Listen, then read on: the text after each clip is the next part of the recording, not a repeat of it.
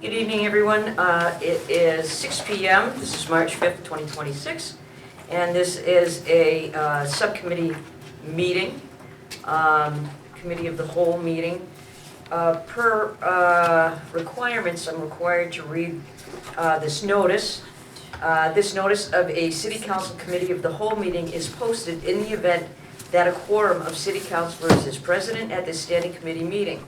If less than a quorum of the City Council is present, no committee of the whole meeting shall take place. If a quorum is present, any such meeting shall be restricted to the standing committee agenda items listed above. So this evening, we're here on, and this is a joint Legal Affairs and Ways and Means subcommittee hearing, so I'm going to send this over to the chairman of Ways and Means, Councilor Cormier. Thank you. I will formally open the Ways and Means Committee subcommittee meeting as well. I am the chairman. With me this evening is the clerk, Councilor Brandon Robbins, and third member, Councilor Pauline Cormier from Ward 2. And just as a formality, I will be redundant and I will read the notice of the whole meeting as well. This notice of a City Council Committee of the whole meeting is posted in the event that a quorum of City Councilors is present at the standing committee meeting. If less than a quorum of the council is present, no committee of the whole meeting shall take place. If a quorum is present, any such meeting shall be restricted to the standing committee agenda items listed above. Obviously, we have a quorum, so with that being said, I will defer back to the Legal Affairs Chair if you want to, or I can read the petition if you'd like. I will read it in the petition. I just realized that I failed to introduce the other members of the Legal Affairs Committee, which is across from me, Councilor Romero, and to my right is Councilor David Cormier. That rounds out the Legal Affairs Committee. We're here on 30-26. Brandon Robbins and Susan Shalafo Zephyr, councilors are at large, request that the mayor authorize the appropriate department or departments to research, develop, and participate in a contract or contracts to aggregate the electricity load of the residents and businesses in the city and for other related services independently or in joint action with other municipalities, and authorize the mayor to execute all documents necessary to accomplish same. We have this evening with us Brandon Robbins, Councilor Brandon Robbins, Councilor Susan Shalafo Zephyr, who are the petitioners on this. So it's my intention, and I'll ask for Councilor Cormier's approval, to turn it over to one or the both of you if you have something that you'd like to add to this. I understand you have a presentation available to us, so I'm going to turn it over to either one or the both of you. Councilor Robbins, it looks like you got the head nod, so I'm going to turn it to you. Thank you, Madam Chair and Mr. Chair.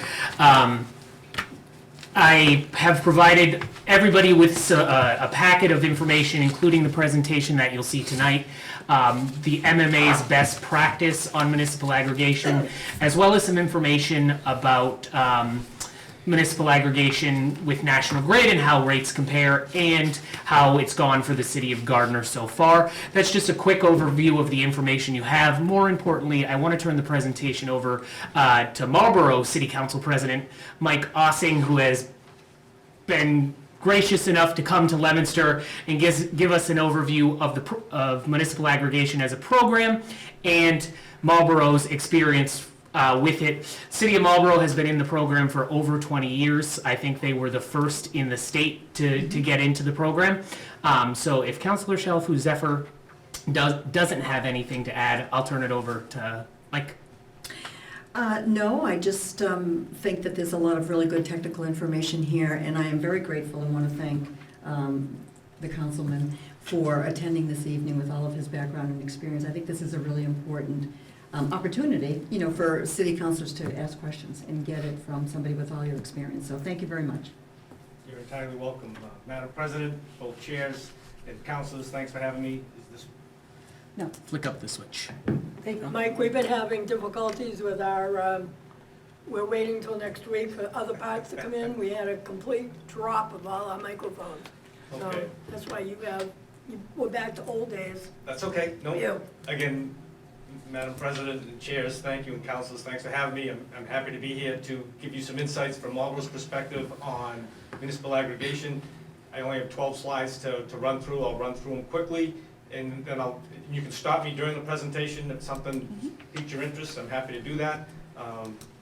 And I'll answer the questions to the best of my ability. So I'll go through quick my background, and I don't know all your experience with municipal aggregation. If you've got a deep understanding, so I'll just cover it slightly, and if you tell me we all know that, just say move on, and I'm good. I'll give you our history. So 20 years our program's evolved, and I'll give you little insights on that. I'll tell you the various suppliers that we had, just to kind of show you that you do go out to bid and you'll have different people bidding on your program. How much money we saved, which is, I know, one of the key features most municipalities are looking for. But I'll tell you why savings is good, but the other benefits, the program elements, what's in a municipal aggregation program, and then the benefits of the program, and then some resources you can use that'll help you.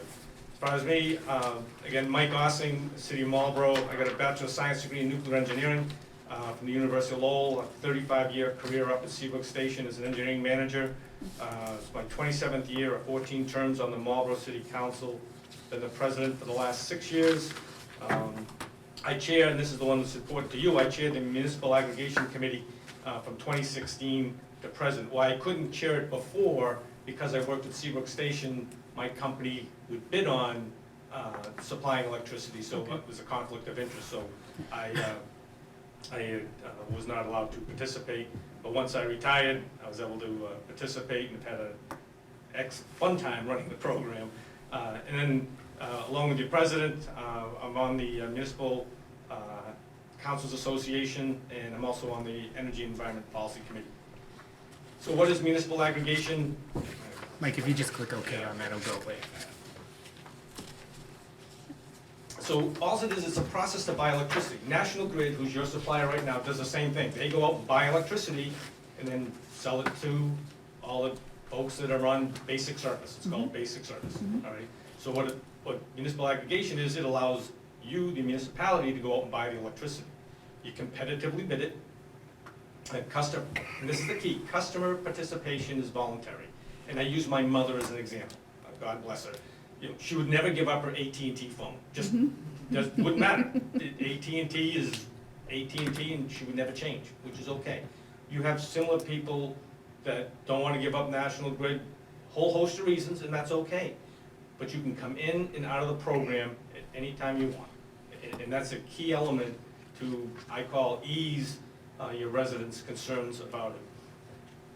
So we got in back in 2006, but currently there's now 230 municipalities that have municipal aggregation programs. You'll never get to 351 because if you have a municipal light plant, it doesn't apply to you. And there's 3 primary brokers there you go. You can either go to Colonial Power, Good Energy, and Mass Power Choice. They are all good. They all change the same service fee. It's really, I don't know if you've interview them all, see which one you like that you feel comfortable with, and then they'll walk you through the process. Takes you about, if you were to start next month, by the end of the year you can have your municipal aggregation program up and running. But that depends how fast or slow the municipality wants to move.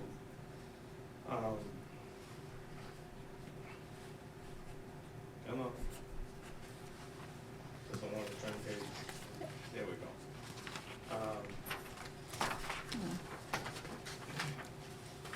Yep. So how to create a program. So in order to create the program, you've got to vote as a body that says, hey, usually it comes down from the mayor. The mayor says, hey, we'd like to do municipal aggregation. The council would talk about it and say, yep, sounds like a good idea. Let's go explore it. And then you go to it. You can have the consultant doesn't get any money until you guys sign a contract, get a bidder, and actually do it. So that they're working for you to try to get a program going. So you as a council needs to decide, do you want to do one? And that's totally under your prerogative. You prepare a plan, you'll consult with a DOER and partner with a consultant. So those 3 brokers, you pick one that you like. The program gets presented to the residents, it'll be on your website, you'll let them be able to comment to see if they like the program, because they'll ask you a whole bunch of questions. Council knows where they already asked me questions that she's seen already from her residents, which is good, that's you want. And then you submit the plan to DPU for review and approval. They do it in 120 days. or less, so that's why you can have it by the end of the year. Yes? Can I just ask you a quick question, regarding the consultant? The consultant is an independent consultant, or are they from these brokers here? It's those three brokers that I told you. Should use this consistent term, but they are, those are the three people. You could do it yourself if you have the in-house experience to run it. I mean, I don't think I think every municipality has one of these three brokers. So if you go back, of the 230 cities and towns that have it, Colonial Power has over 100 municipalities, Good Energy has over 70, and Mass Power has over 50. It's all how aggressive they are to go out and sell their program. But if you do it, I'd encourage you to bring all three in. They'll give you a presentation, pick the one you like, and there is no bad one.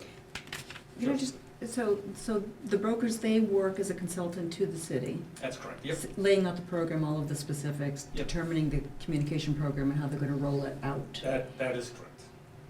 Do they, but at the end of the day, well, and then so depending on who you pick, that consultant negotiates with National Grid, no, with these other suppliers for the lowest rate.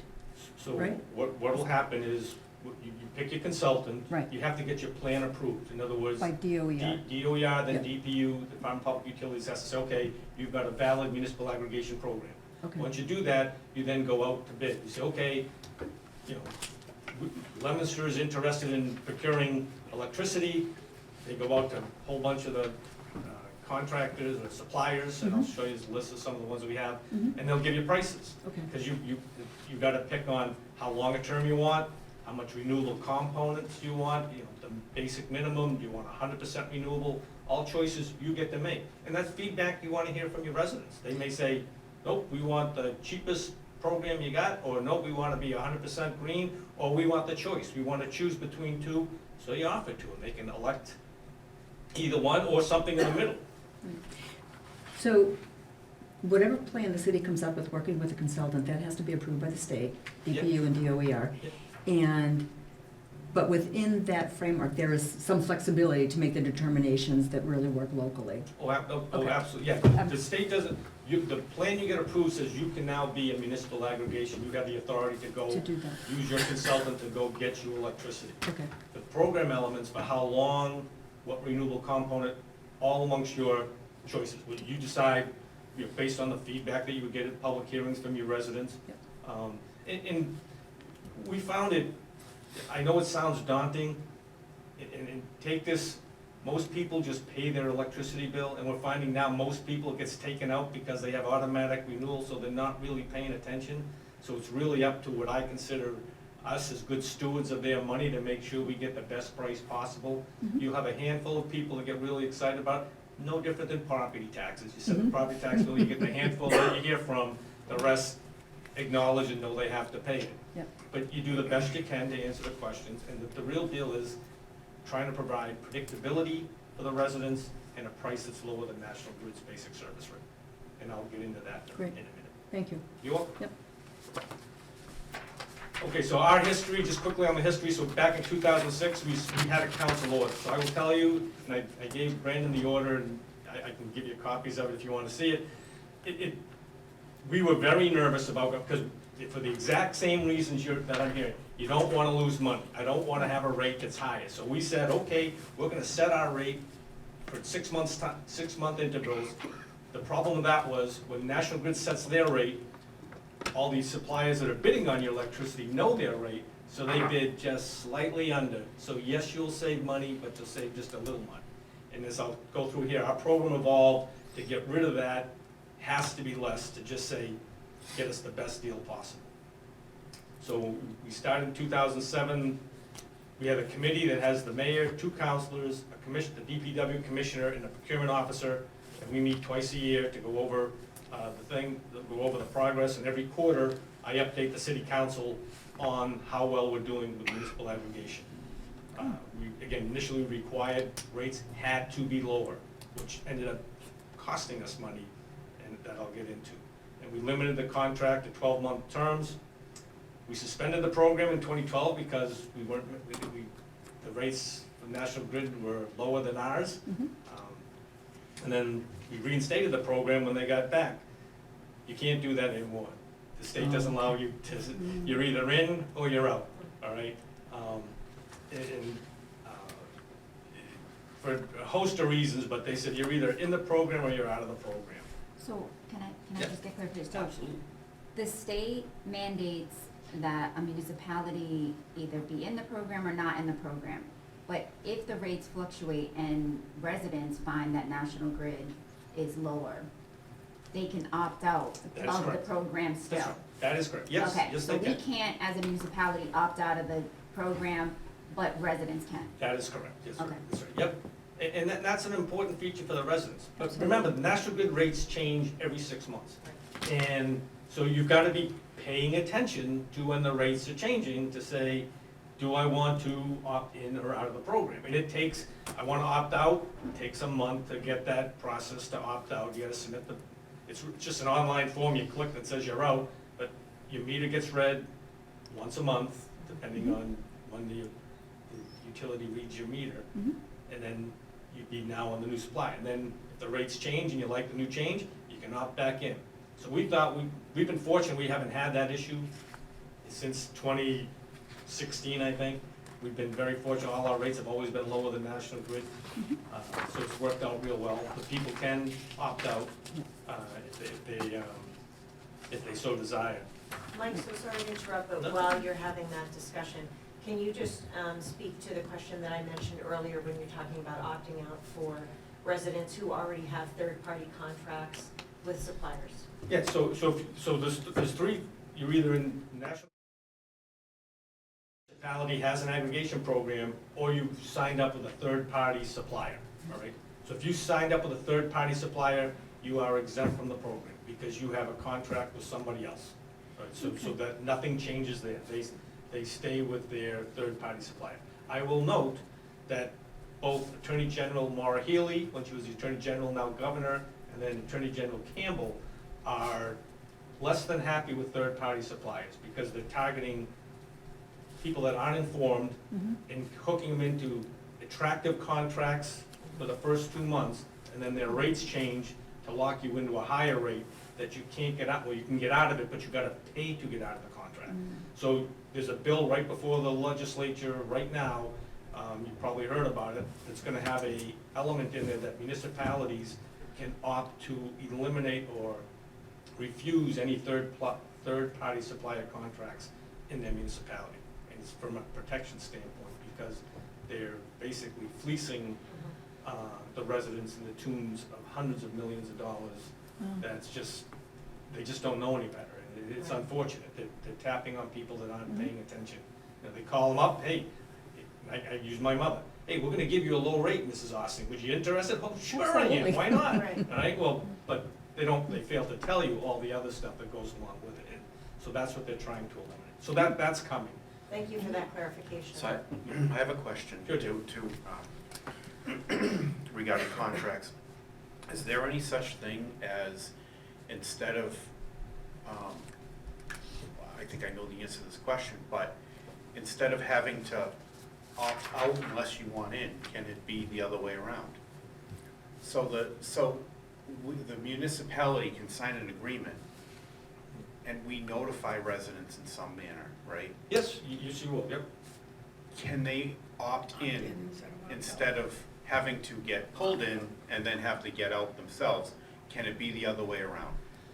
Well, so when the program starts, all the folks that are on basic service will get a postcard that says, in January 1st of 2027, we are now implementing a municipal aggregation program in the city of Leominster.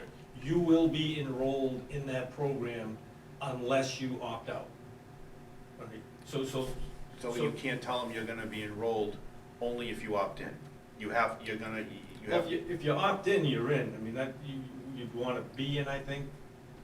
Council Cormier? I don't think, I think what he's saying is, Right, can you We're not flip that? mandating. Oh, no, it's not a mandate. Well, But he's well, saying it is. automatic enrollment. Right. It Not is making an it an automatic automatic enrollment enrollment. if you don't, you have to opt out Yeah, that's of what I that mean. initial one, right? Because we're gonna sweep you all in there, right. right? And then if they don't want it, Why? and I'll show you the Marlboro numbers. We've got about 3,000 people that are still on National Grid. whole host of reasons. I go back to my mother example, I'm not changing, I like National Grid, doesn't matter how much money I'm telling her I'm saving her, you know, but, you know, that's, you know, that they're comfortable with National Grid. I think part of the reason that it has to be opt-in instead of opt-out is because you can't guarantee how many people, if you sweep everybody in, Right. they know that they can count on They know a on, large sum coming, whereas if it's opt-in, there's no way to know. You're correct, Council Roberts. So the supplier is bidding on a load, right? Because they're saying, okay, the city of Leominster is gonna give me a load of 11,000 million kilowatt hours for the month. All right, so they're gonna bid a price to expect to get that, and they're expecting all those people to be in the program. If they don't, that's a risk they will take, but most of the people, assuming you get a rate that's lower than National Grid, don't have any issues with that. They'll jump right on it. But if it's that much lower, then can you expect them to come back with a higher rate after that because they didn't get the load that they want to begin with? right, right. Well, no, once they sign the contract, they're in, all right? And I'll show you an example how that worked for Marlboro. But once you sign that contract, you are, they're obligated to supply that price, that electricity for that price for the term of your contract. Right, that doesn't change, and that gets to the stability and predictability part that I'll talk about in a moment. So in 2019, I mentioned to some of the councilors, we'd always done just a minimum. But in 2019, we said, okay, we're gonna give the option to residents to say, we're gonna give you the standard minimum program requirements, which is 53% renewable, or 100%, and we'll let you pick. And we gave them two options and we put it out for 6 months. For those that know the answer, you can't answer. How many people do you think in the city opted for the 100% renewable option? I'll help. One. Okay, so one, and so in all fairness, the 100% renewable option is a little more expensive, right? I mean, so not a lot, but a little bit more. National Grid right now, your basic service is the minimum. You can opt for National Grid's 100% renewable, and I will be willing to bet you your residents are not opting for the National Grid 100% renewable because it's more expensive. Okay? Can you just elaborate, I don't know what the difference between the basic and this. That's okay. 100% renewable, what are the So that's where do you get your electricity from? Are you getting it Okay. from renewable resources, or are you getting from coal, gas, hydro? I see. All right, so Okay. with the state's mandate to push renewable, they've been ratcheting up. Back in 2006, it was 53%. Right now, the minimum requirement is you have to purchase your electricity from 69% of renewable. That 31% can be from fossil fuels, for lack of a better term. Right. Mhm. Right? And so municipalities are saying, okay, I want to be green, I want to be able to tout I'm green, so I want to offer the 100% option, all right? It's more expensive. And, you know, if you give people the choice, in Marlboro we found, though they may want to say they want to be green, I'm not sure they want to pay to want to. Yeah, everybody wants to be green until the green is leaving their wallet. So Marlboro, Yeah. so how Marlboro addressed that was, we only offer 100% renewable. All right, so we say, this is what the rate's gonna be, and it's only 100% renewable, and if they don't like it, they can opt out of the program. But our 100% renewable rate since 2016 has always been, or 2019, has always been less than National Grid. All right, So you're still saving folks money going with the 100% that is correct. That's right. renewable That's right. option? Yep. And then this is just so, we changed our council order to give us more flexibility to the point now where it's just, go get us a contract the best you can at a term that looks reasonable, that we look will be less than National Grid's basic service rate. And the brokers that you work with, the three that I mentioned, they will give you their estimate of what they think prices are gonna be. They're usually pretty good. They kind of know what the prices are gonna be for electricity, even that far out in And advance. the 100% renewable contract, it looks like that's a 24-month term. Is that the minimum? No, Like, you- is that's what you have to That, lock in for? no, you can, and I'll get into that, you can get into 6, 12, 18, Okay. 24, 36, you can, 29 months, you can pick whatever term you want for your contract. That's your, your, Okay, including the Choice. 100% renewable. that's, Just confirm. those are the choices you will wanna make. How long of a contract and what renewable component do you want to have? Right. And they'll show you all that. So right now, Marlboro's current rate, just for simplistic terms, is 14 cents. National Grid, the rate you're paying right now is 15 cents, all right? And again, National Grid's rate changes every 6 months. Marlboro's rate of 14 cents is fixed till 2028. Now, you can always adjust your contract and go back and say, hey, I didn't mention the blend and extend, hey, we wanna add an additional year if we can get, and we do that. We watch how the world is performing. You know, going out to buy electricity right now and they're lobbing bombs back and forth in the Middle East, probably not the most attractive time to get electricity prices, right? Because they're all gonna be hedging their bets. But when things are calm and things are nice, that's when you jump in and kind of watch and try to execute at that point in time. Mhm. So again, just looking at those rates, again, National Grid is 6 months, but Marlboro residents would pay $89. National Grid residents would pay 92, so Marlboro residents are gonna save $16 over the 6-month period. For while their rates, so that their rates are in effect from February of 2026 to July 2026, and then they'll flip the rates again in August. Mike, so this applies to all of your industrial, commercial, residential? every- So what you'll find too is that the big Users. electric users, Yep. they'll go out and they'll find their own, they've gone cut their deals with other people. But, Okay. you know, the local pizza shop, the smaller companies, they'll all jump on, Okay. because it's a lower rate. Okay, Okay. Assuming you get a lower rate, right? Because they'll Right. jump off if it's not a lower, and it depends how far, how aggressive are they watching their electricity bills? Right. And but the city, I mean, Marlboro, if you see the rate going up, if you know, okay, National Grid's rate has gone up, or if the rate has gone up, right, Yep. in your contract, so you could send out a notice to residents and say, hey, guess what, take a look at your bill, you know, it's gone up another cent, you can take a look at other options that you Yeah. might have to save a little more money. You can, You can do that. notify, we haven't, because ours, Okay. we haven't been there yet, but, Okay. you know, they can opt out. It depends how long your contract is again, but if you say, okay, and again, you gotta look at how much difference in prices. Is it, if you're out at the third decimal place and the price is a little different, Right. the money you're gonna save is not a lot, but you would save some money. And that's something you have to go determine on your own. How did you decide, or what measurements did you use to decide to suspend the program? Was it like So, 1 month, back 2 in months? 2014, Yeah, it was right. simple, the National Grid rate went below what we had, Yep. and we just said, that's it, we're done, we lost money, we're gonna get out of it. And how did you do that, like petition, like how did you like suspend the program, like how did you? So again, No longer there's no exists. council action anymore. However you set it up, it Okay. becomes your lucky procurement officer's Right. challenge. If they set a The contract purchasing up, agent, and if yeah. you guys, if you guys met, came back together as a council, say, hey, we wanna get out, Right. you can get out. I mean, most municipalities, I think Marlboro's the only one that has a order that says how the program functions. Okay. And that was done primarily because we were the first one Mhm. and didn't know any better, and we wanted that control so that we knew how it was being managed. Mhm. Most municipalities, once you set it up, it just runs through the broker, and unless you guys have an issue with it, Mhm. it kind of runs just behind the scenes. Okay. But you do have the option to have that type of oversight if you want.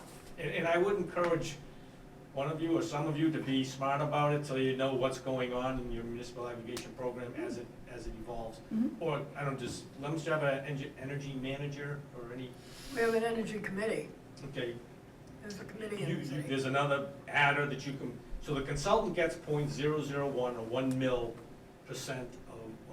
on every kilowatt that's generated, right? So in Marlboro, that means they get about $100,000 a year to run the program.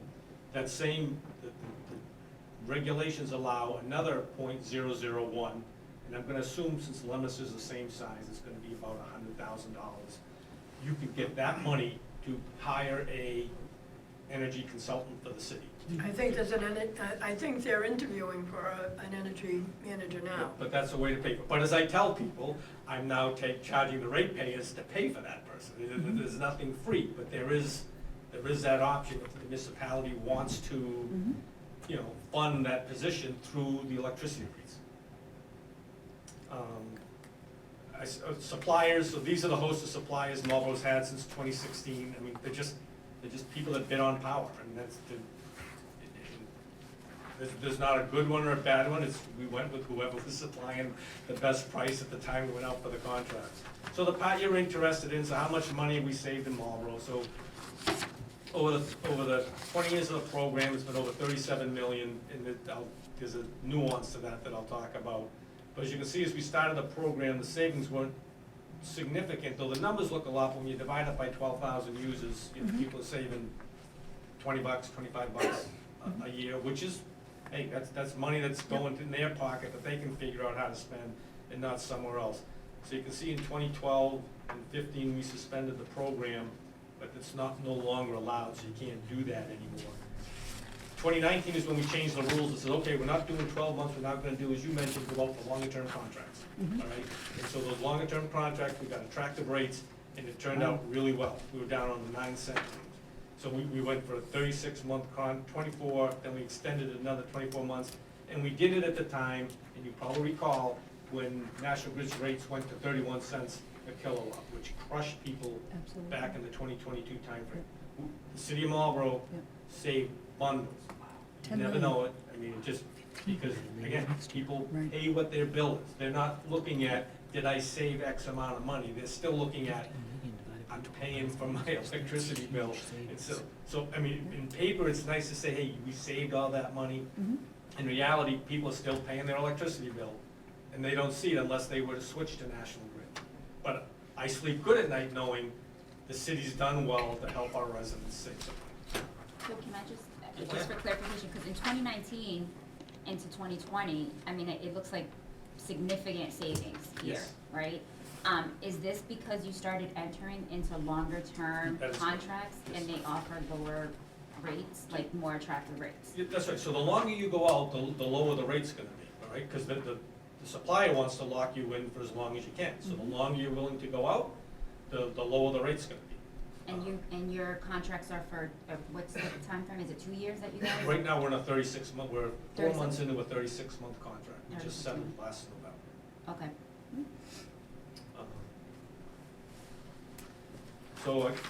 So there's 18,000 electric meters in Marlboro. 12,000 of those folks are in our municipal aggregation program. 3,000 are still on basic service.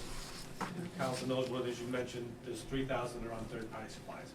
Their choice, I mean, this isn't a mandate. You can pick whoever you want, and if you can get a good rate, that's great. So can I also just get clarification? The rates, the savings that you indicated for the 6-month period, the $16.32, is that from the 36-month contract? Or is it from, was that just like? That's projecting the current contract right now. So Which I'm is using in the a numbers. 36-month? I'm assuming you can go look at all of it, but the typical household uses 600 kilowatts of electricity. So that's what the industry standard is to say. I mean, if you've got all electric heat and are running a mini power plant in your house, you're gonna use a lot more electricity. But 600 kilowatts is how people kind of judge it. And so those numbers that I'm showing you here is the 600 kilowatts and what the consumer would say if they're in our program, compared to if they're on basic service. Hey, Mike. Thank you. So, what's the incentive, so for a 36-month contract, right? You've had, the city of Marlboro has entered into 36-month contracts a couple of different times, right? This is our first 36-month one. Oh, it is, okay. Because it was 24 months. Okay. And then we extended the 24 months to make it 40-something.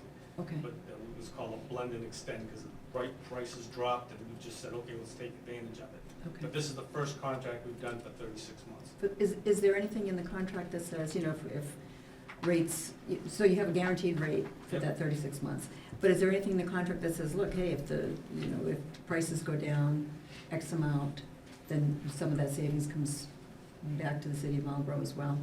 No, You're just locked into that we're rate? locked into that rate, we can go meet with our consultant and say, hey, we want it, or the supplier and say, Right. through the consultant, and say, Right. okay, we'd like to renegotiate. You know, Right. We'll extend the contract to lower the rate, to Right. get a better price. Right, But once you lock in, we're locked in at 14 cents Yep. for the next 3 years. And so Okay. we'll watch, you know, every quarter I get the report that says how we're doing. okay, And I present that report to the council to say, hey, it's working good or it's not working. okay, good. And you can communicate that to the users as well? And the residents get, it's a standard council agenda every quarter. Okay, The residents get to see it. okay, I don't get a lot of feedback on it. Yep. I can assume they're happy because they're saving money. I mean, they haven't got to the point where we're costing them money Right. yet, so right, I'm sure I'll hear some. But again, I get back to most people, when they get their electricity bill, the way things are set up now, it's just taken out of their account. So unless you're paying attention to understand how much you use, how much, because your bill's, there's two parts to your bill, right? That's right, The yeah. supply side, you know, who's supplying your electricity, and then the transmission side. Yeah. You got National Grid right now, it's all the same, because there's two parts. You'll see all the 10,000 charges for all sorts of fees up front that make the transmission part, and then one line down the bottom that says, you know, supply. okay, The National Grid does the exact same thing you as a municipality would do, which is go out to bid, they go out to bid, and they get Mhm. someone to, and they buy electricity for all the people on basic service. okay. Thank you. Well, you're welcome. So program elements, we kind of talked on it, you set your own terms, you select a renewable component, you can offer just the minimum, 100% or a combination, but it's really, you get to decide, what do you want? I mean, it's really up to you. So now, benefits, National Grid's price swings every 6 months. And what we found, people want stability. They want predictability in their bill to know that I'm gonna be able to pay this amount of money for this period of time, all right? And even if it were to go up or down, I'm guaranteed, I still say that if National Grid's rate were to go below ours, it wouldn't go below by much, Mhm. but I don't think people would change. Because the savings would be, or the cost would be small, Mhm. but I just don't think people are paying that amount, that close of attention. Now, will some of them? Absolutely, I guarantee it's gonna happen. But it won't be the droves of people fleeing the program. Okay, Um, Again, you get to set the renewable component, what kind of options you want, term your contract, and again, the key part, can't overestimate.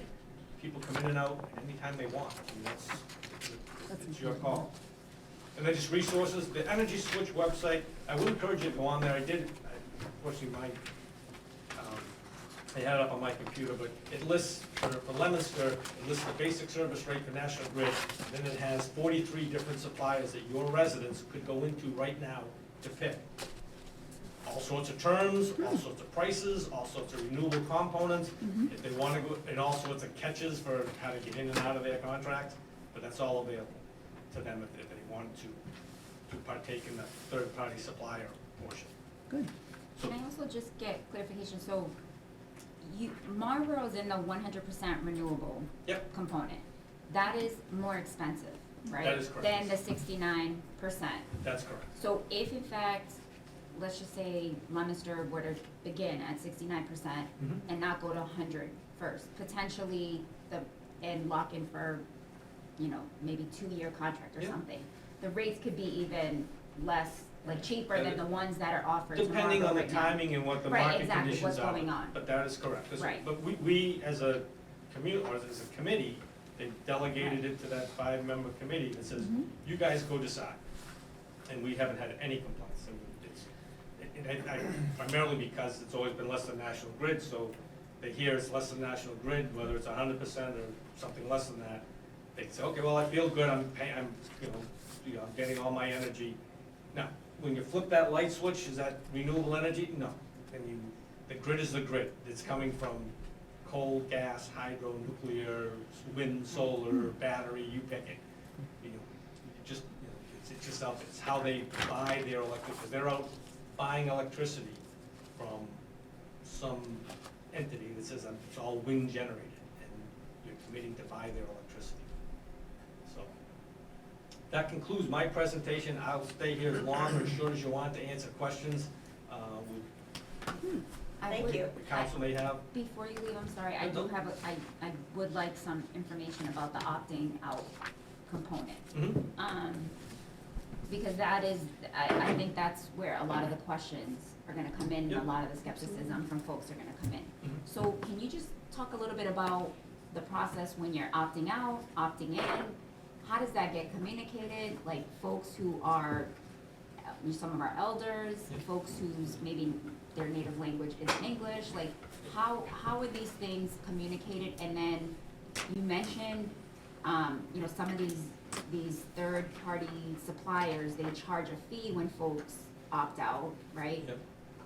If folks are opting out of this particular program, is there anything? Nope, no. National Grid, they don't encounter a fee with National Grid, they Nope. don't, and there's no, it's just could you just talk about the process of getting from, kind of going back and forth? So for your language piece, it's put out, I don't know, 20-something languages. I mean, and there's all sorts of things that say, you don't understand it, but it goes out in a whole bunch of different languages to your community, the notification piece. The opt-out part, it's two sources. You can go on the vendors, we use Colonial Power, we've had Colonial Power since 2006. And they've been our supplier. You go right on their website, there's a button there, you click it. Okay, well, half my residents don't like playing on the computer. Not a bad thing, that's okay. There's a phone number to call. You can call Colonial Power directly, you can call the mayor's office. The mayor's office will direct you to Colonial Power, and they will take you out of the program instantaneously. But I say instantaneous, you're out of the program, but it's always contingent upon the meter read date, right? Because the National Grid reads your meter once a month. If you look on your bill up top, you'll say next schedule reading March 7th or something, I don't know, whatever it is. But it's literally that simple. It's not, if it makes you feel any better, again, 230 municipalities across the Commonwealth are now taking part in municipal aggregation. Right, but So- so they opt out, Mhm. and then they don't have to do anything, they don't have to call National Grid, they don't, Nope. they just automatically get a bill from National Grid. Your bill comes from National Grid anyway. Anyways, Yep, okay, it's just, right now, your bill has one side on it that just says National Grid with National Grid basic service rate. The Marlboro bill says, for those that are on municipal aggregation, page 2, it says your supplier is, in our case, First Point Power, your rate is this, and this is what you're paying. And it also has a number, you can call these guys if you want to, have any questions on your program. okay. But the resident, the DOER and the DPU have made it as simple as possible. And I hate using simple and generalizing it, because some folks are more challenged with computers and getting stuff done, but they've really made it as easy as they possibly can to get in and out of the program. That shouldn't be the issue. The issue should be, do you want to be in municipal aggregation? Do you think you can set it up with terms and renewable components that you want? Because it is a shift. People were nervous. I mean, when we would do it in 2006, it was a very foreign concept. Now, 230 municipalities are participating in it. And I call Gardner, call your surrounding communities that are doing it, ask them. I mean, and the brokers that'll come in, they'll tell you. I mean, you can go on their website, you can see who's got what town, city. So, my question would be this, and I'm speaking as someone who is well aware of the supplier piece, that you can go out and you can find your own supplier rate. I've been doing it for many, many, many, many years. And I can tell you that it was probably, I think it was around the 2021, 2022 timeframe when people's electricity rates were spiking Crazy. through the roof. I had like a contract that it was 8 cents a kilowatt hour. And I mean, I heard everybody talking about their bills, and I said, what are you talking about? And they the rates are going through the roof. I'm like, oh, well, I have a supplier, I have a contract, and it's been like this, for, maybe at that point I was 2 years into a 3-year contract. I said, so I don't have any issue. And I'll tell you, I was watching, that's when I started really watching the energy rates, like every month, you know? And when the end of that contract was coming, I wasn't too happy, because like, I knew my bill was gonna like more than double, you know? And it was like, it's like, you know, you see yourself slamming into a wall and you can't stop, you know, the brake isn't working. And so, I'm well aware of, you know, how people can go out, and it's out there. You can go out there and you can look for a good rate for yourself.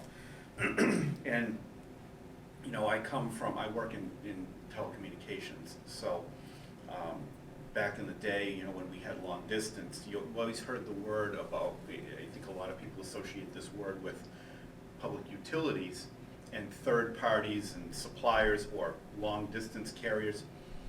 There was a problem in the back in the day, like with what we called slamming, the word slamming, when all of a sudden, like, your carrier changed. And so what they did in this industry, I know in the telecommunications industry, what they did is you had to go through a third-party verifier so that they couldn't slam you and switch your carrier without your knowledge, because there was a lot of that going on. It was called slamming.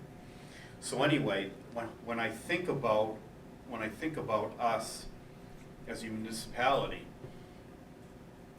mandating, you know, our residents, it's kind of like we're slamming them, and it's like yes and no. Like, they can opt out, but like a lot of people don't know about this stuff.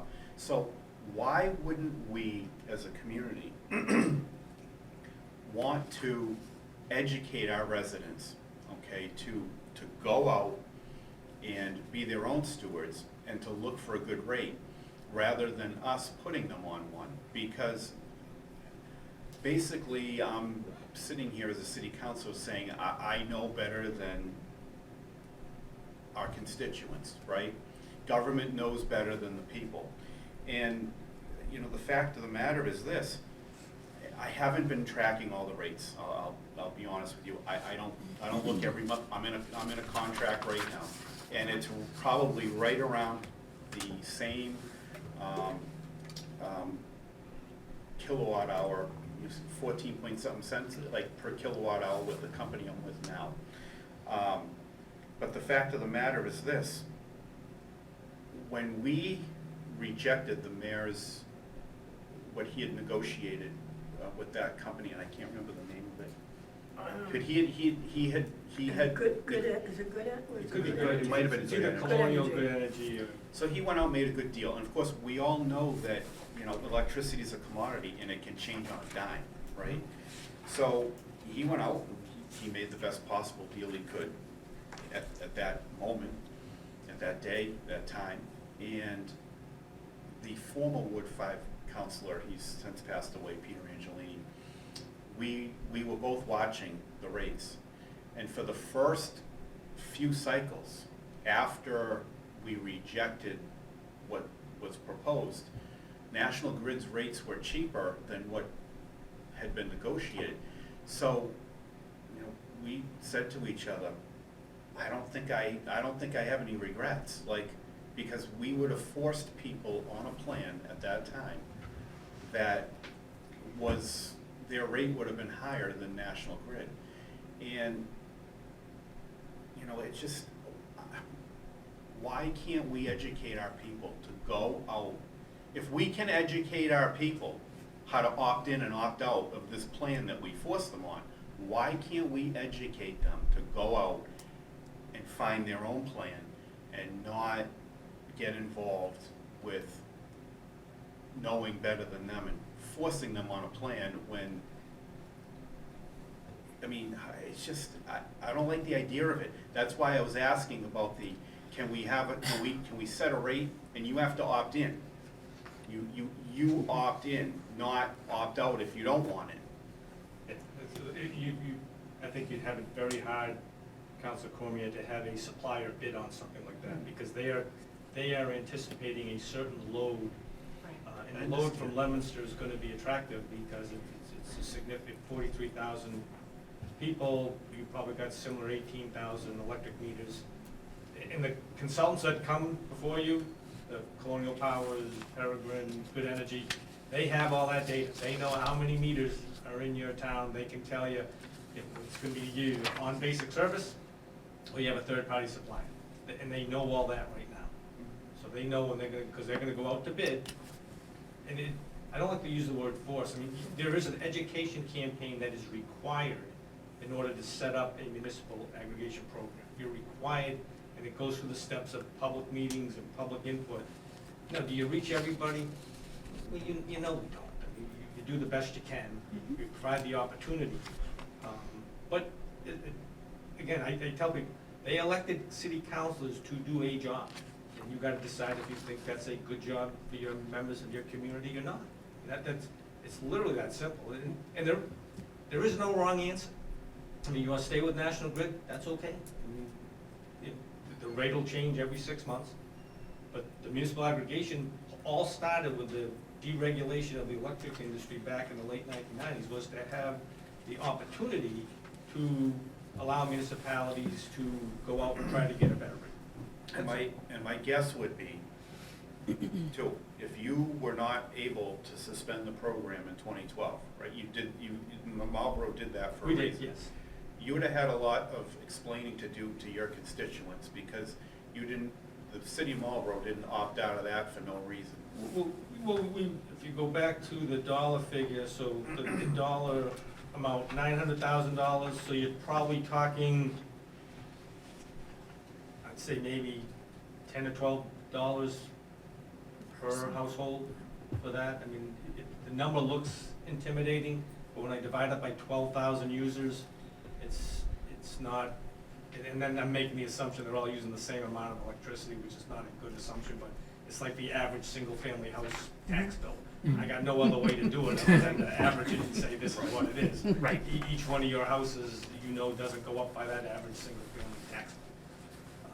But that's the only way to do it. And again, it's a call that the body's gonna decide, hopefully the mayor's on board and the council's on board. If they're not, the world doesn't stop. They're still gonna get their electricity. When did the mayor present the proposal for municipal aggregation? Do you know what year it was? You know what? Yeah. 2023. It's all, 2023. he sent us a letter, he sent us a recommendation, we asked for a recommendation as Yeah. part of his letter that he sent on January 27th. January 23rd, it first appeared on our agenda, 2023. And on March 27th, so 2 months later, it was voted down by a vote of 8-0 Right. by the council. And that's fine. Councilor Angelini really made a case to get. Absolutely. Yeah, and again, that's, again, not a wrong answer, but I'll go to 230 municipalities are doing it. a good idea. So Right, it'll- and it'll- And if I may, too,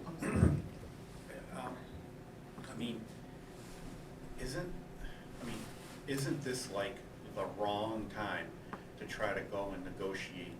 I mean, My personal opinion? How much Yes. higher are they gonna go, right? This is.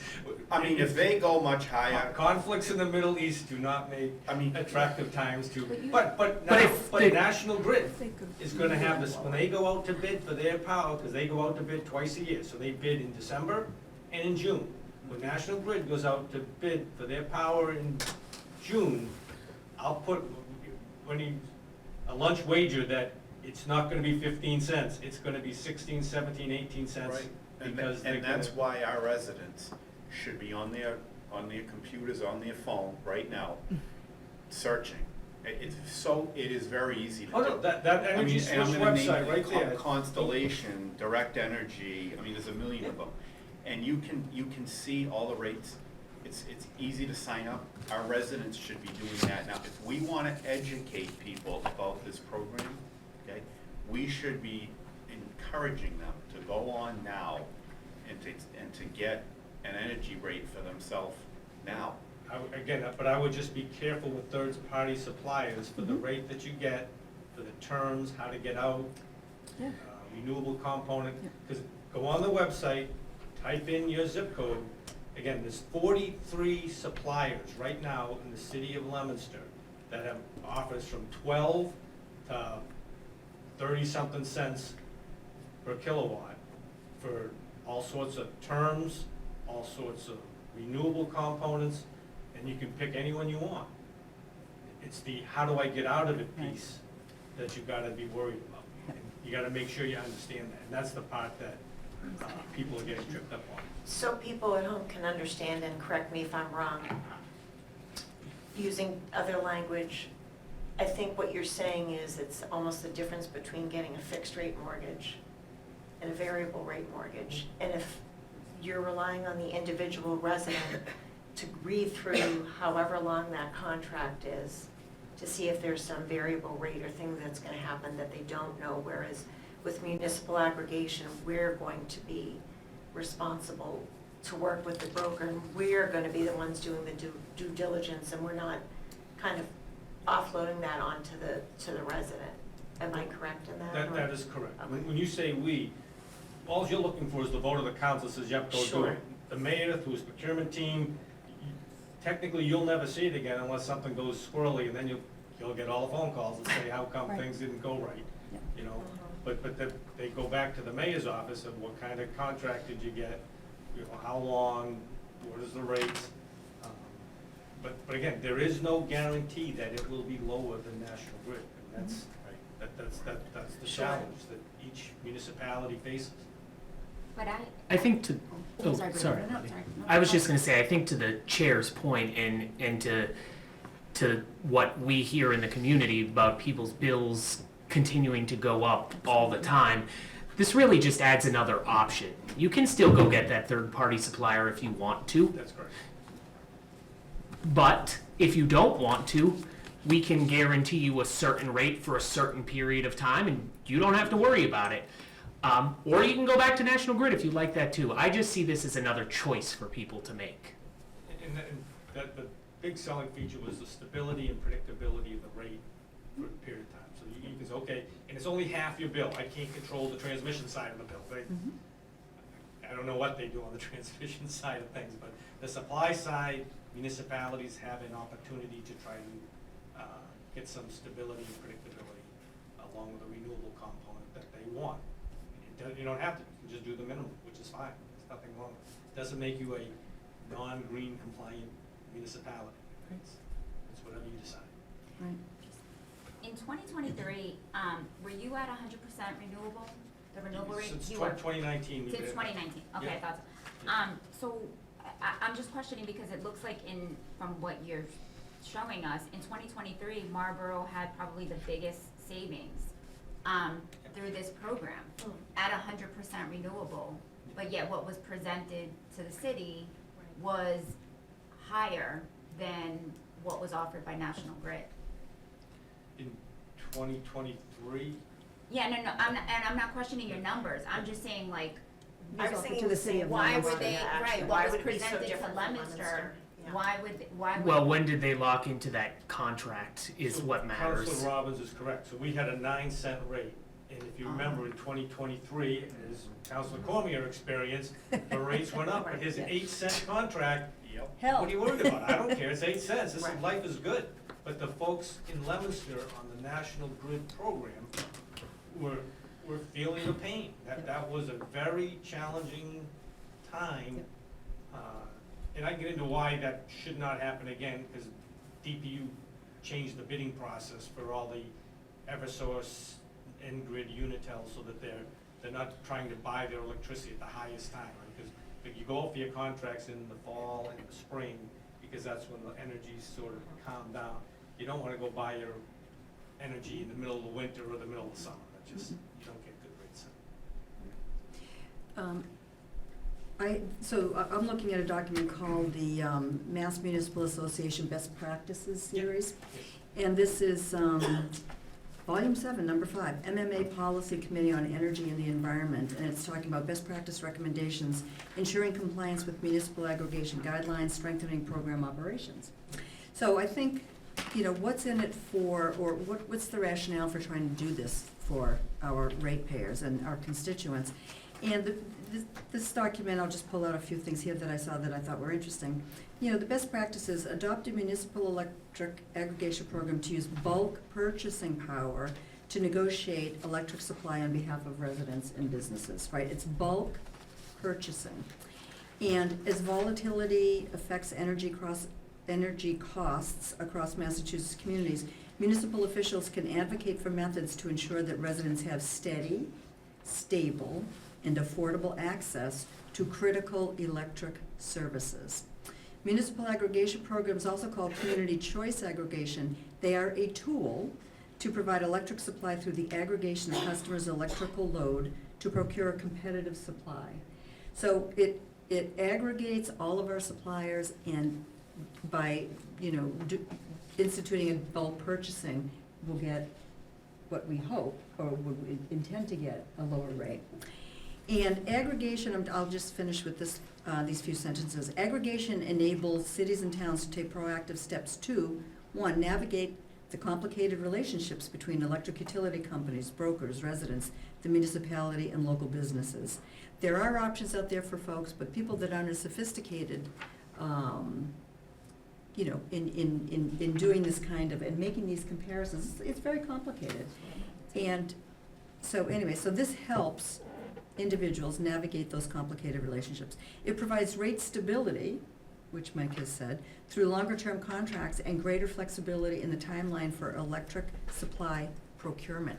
I would imagine that the city would love this kind of thing, because, you know what your rate is for the next 24 months, just in terms of budgeting. Well, if I could. Yeah. There's two different things. Municipal aggregation is for the residents and commercial. Okay. Your procurement officer buys electricity through Separately. MMA Muni-Ag for the schools, the libraries, city hall, fire department, all your Interesting. municipal-owned buildings. They're exempt from this program. Okay. The procurement office, they probably have a contract through MMA with Constellation Yep. because they offer a rate for Right. municipalities, and they do the same thing whenever they go out to bid. Yep. I don't know, you can go ask the procurement ladies or folks tomorrow and say, what rate are What's we your rate? paying for our municipal building? Absolutely. See what it is. I think that point is thank you for saying that, because that makes sense to me, because municipal aggregation on the city side makes sense, right? And there's a process, and there's a vehicle, and there's a way to get that done.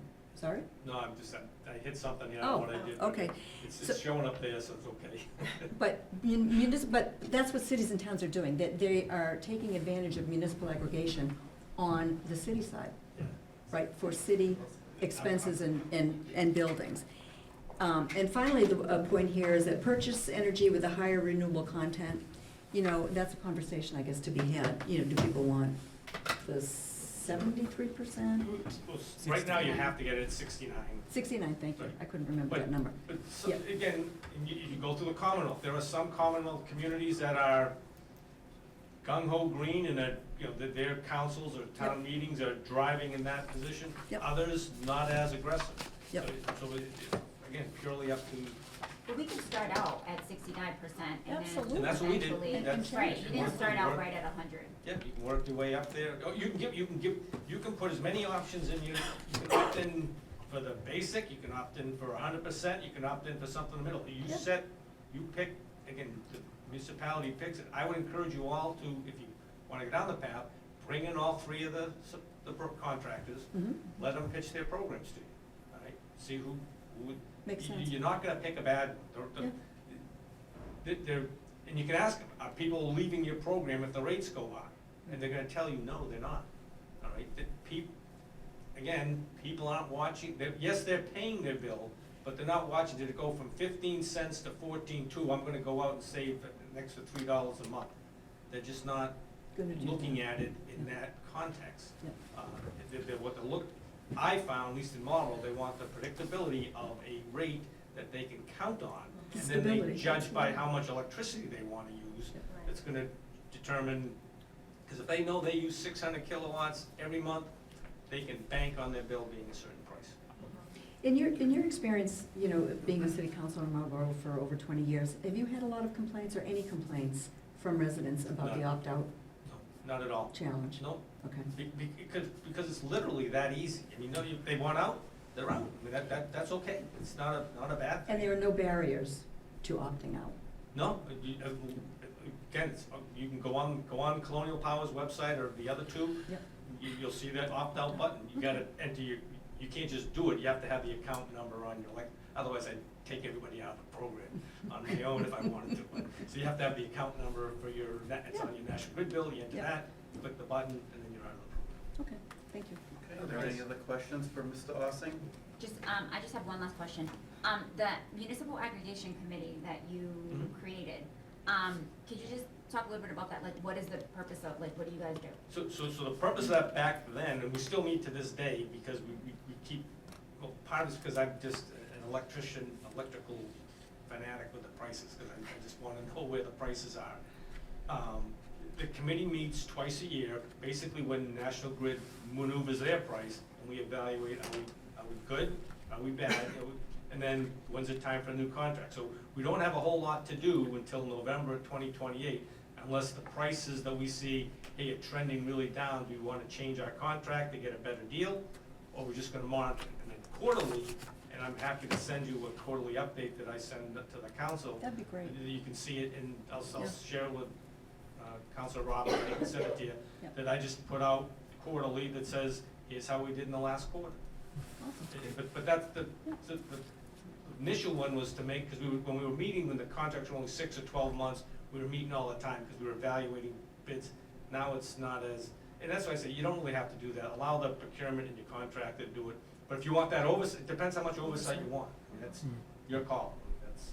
And to my knowledge, we're the only one that has a council order that says, set up your municipal aggregation committee. Okay, Great. thank you very much. Yes, I'm- thank you. Thank you. Since we let Mr. Ossing speak, does anybody else from the public want to say a few words about any of this? Nope. Once again? No. No? Okay, thank you And very then much, Mr. again, Ossing. I'm available, whether you go or don't go. I'm happy to entertain any questions. I mean, I enjoy this topic, so I'm happy, feel free to give me a holler, reach out anytime. I'll do my best to answer. If you decide to go on a program, you want someone to look at it, I'm happy to do that for you as well. So I wish you the best of luck. You guys Appreciate it. sound like you're asking all the right questions, so you're doing all the right things. So, Thank you so much. Yeah, Thank you, All right. Mr. Ossing. have a great night. Thank you very much. You too. Be careful, we're stuck in the basement here, but word is that it's. Getting slick out there. Getting It's slick out there, so please. Oh, it's getting Thank you very nicer. much, Madam Chair. Yes. Thank you. So thank you for. Thank you very much. Thank you. My Thank you. pleasure. Thanks, Mike. Good night. You're welcome. Good Thank night. you, Madam President. Thank you. City of Marlboro's lucky to have you. Yes. Drive safely. Absolutely. Well, there's some will say yes, some. That's all of us that I was have gonna that say, problem. we know how that goes. All right, do we want to bring this back into committee and see if we can try to decide what we want to do? Madam Chair of Legal Affairs, do you want to go first, or? No, you can go first. Okay, so, I definitely appreciate the presentation. It was great. I certainly understand, how all these things work. As I said, I've been going out for years and getting my own rate. And I understand how you gotta go out, it's competitive, and you can save money if you're paying attention. And I don't have any issue at all with the mayor going out and making a negotiation on behalf of the city. He's already done that once. That's his authority to do. And if he wants to do that again, he's welcome to. And if he comes down with a proposal, I'll be happy to look at it. But if we're giving him carte blanche to go out and, go negotiate your best deal and whatever it is, that's what it'll be. I personally, I want to review a contract before any of our residents get, put onto it. So, I mean, it'd be my recommendation to either give this leave to withdraw or to deny. The mayor, as I've said before, and I don't think anything has changed, and I have batted this around in my head. I mean, it's been floating around since, it's 2 months, at least 2 months now. So, this petition is they're requesting that the mayor authorize the appropriate departments to research, develop, and participate in a contract or contracts to aggregate the electricity load of the residents and businesses in the city. He already has that authority to do that. I give him the go-ahead, and I will review a contract if he wants to send it down here. I'm not gonna make any other promise that I'm gonna support anything. It all depends what he negotiates, and I'll look it over like I did the last one, and I'll move on from there. But other than that, to just say, yeah, go ahead, and if that's what we're looking for, is to give him carte blanche to go ahead and make a deal, and we've given you authorization, and whatever deal you make is, we're good with, I'm not gonna do that, so I'll ask the other member of my committee, Councilor Robbins. Yeah, thank you, Mr. Chairman. Respectfully, I disagree.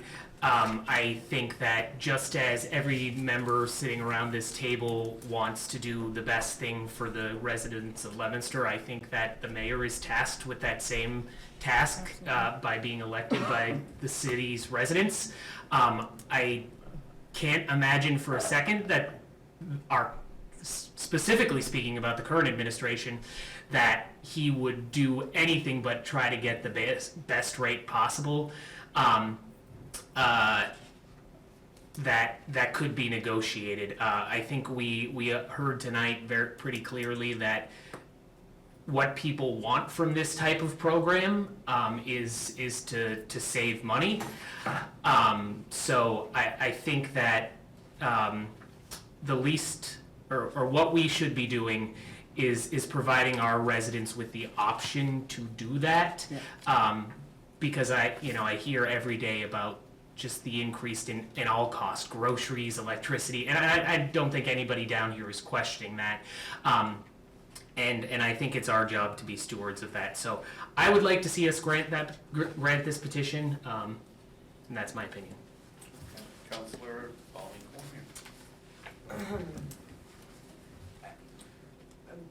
I'm trying to see this from both viewpoints.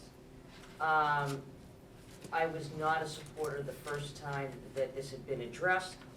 I can't thank Mike enough for coming in, because it did open my eyes to some of the other developments of what's going on, and we now have actually a bit of the luxury to see what the other cities and towns have done, that they've adopted it, that as far as Marlborough goes, they have had some success. But on the other side of that, I also share the concerns that if this goes sideways, if the rates go up, if these people, if people are automatically opted in, that somebody's not gonna get notice of it, somebody's not gonna be aware of it, all of a sudden they're gonna be told, the city of Leominster and the city council changed my electrical rate. And that is my fear. I don't want to take that away from anybody else. And I have a third-party contract myself. I keep track of these things. I don't want anybody else saying, well, they made this decision, they did it without us. Having said that, I agree with Councilor Cormier. If the mayor comes down and this is the rate that he's negotiated, and this is the contract that we can get into, and we have the time to then look at it, review the contract, and get some input from our constituents at that point, and people that want to take that step to learn more about it, then I would be in support of this. I'm not in support of, and I'll say the same thing. If the mayor wants to go out and use his department heads and negotiate and get some potential contracts, I'm all for that.